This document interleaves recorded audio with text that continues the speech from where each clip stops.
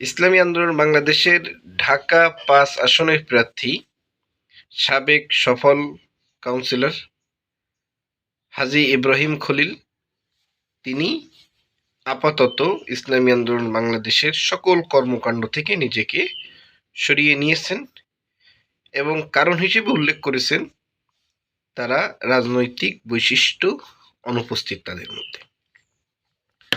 তো ওনার এই পোস্ট মোটামুটি ব্যাপক সাড়া ফেলেছে, বিশেষ করে যারা ইসলামী আন্দোলন বাংলাদেশের ভুল ধরতে চায় অথবা যারা শুভাকাঙ্ক্ষী আছেন, দলের মধ্যে আছেন কিন্তু ইসলামী আন্দোলন বাংলাদেশের লক্ষ্য উদ্দেশ্যকে অনুভব করেন না, উপলব্ধি করেন না, এরকম কিছু ব্যক্তির কমেন্ট বা তাদের মন্তব্যকে আমি একটু তুলে ধরতে চাই। দেখুন, হাজী ইব্রাহিম খলিল তিনি অভিযোগ করলেন এই দলটি রাজনৈতিক বৈশিষ্ট্য তাদের মধ্যে অনুপস্থিত বা রাজনীতি তারা বুঝে না। তো প্রথম কথা হলো হুইচ পলিটিক্স, কোন রাজনীতি তারা বুঝে না, এটাই প্রশ্ন। এবং এই একটা প্রশ্নের মধ্যেই উত্তর লুকিয়ে আছে, কোন রাজনীতি তারা বুঝে না। এই দেশে আমরা দেখেছি নির্বাচনের সময় কোটি কোটি টাকা ইনভেস্ট করতে, মানুষের দ্বারে দ্বারে গিয়ে টাকা দিয়ে দিয়ে মানুষের ভোট কিনতে। সেটা অনেক ইসলামিক দলও করেছে আর নন ইসলামিক দল তো করেছেই। তো ইসলামী আন্দোলন বাংলাদেশ এই রাজনীতি বুঝে না।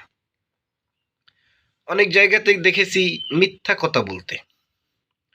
আমার প্রতীক ঘড়ি, আমি গিয়ে বলেছি আমাদের দলীয় প্রতীক হলো শাপলা, এরকম।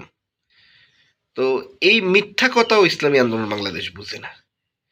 বিভিন্ন জায়গাতে হুমকি দেওয়া, বেপর্দা করা, সমাজের রঙে মিশে যাওয়া এবং যে সমস্ত ইসলামিক দলের উল্লেখযোগ্য প্রার্থী সফলতা পেয়েছে তারা দেশের জন্য কিছু করতে পারলেও ইসলামের কোনো উপকার করতে পারবে না, এটা লিখে রাখেন।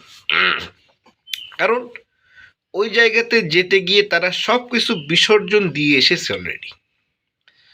সুতরাং ইসলামী আন্দোলন বাংলাদেশ রাজনীতি বুঝে না, এটাই সত্য, কিন্তু সেটা আপনাদের জানা পলিটিক্সটা বুঝে না। তারা সত্যের রাজনীতি বুঝে, ইনসাফের রাজনীতি বুঝে, তারা ধর্মীয় রাজনীতি অনুভব করে। কিন্তু প্রচলিত রাজনীতির যে রূপরেখা আপনাদের চোখের সামনে, এই রাজনীতি ইসলামী আন্দোলন বাংলাদেশ বুঝে না। সুতরাং হাজী ইব্রাহিম খলিল এবং তার অনুসারীবৃন্দ আপনাদেরকে ধন্যবাদ।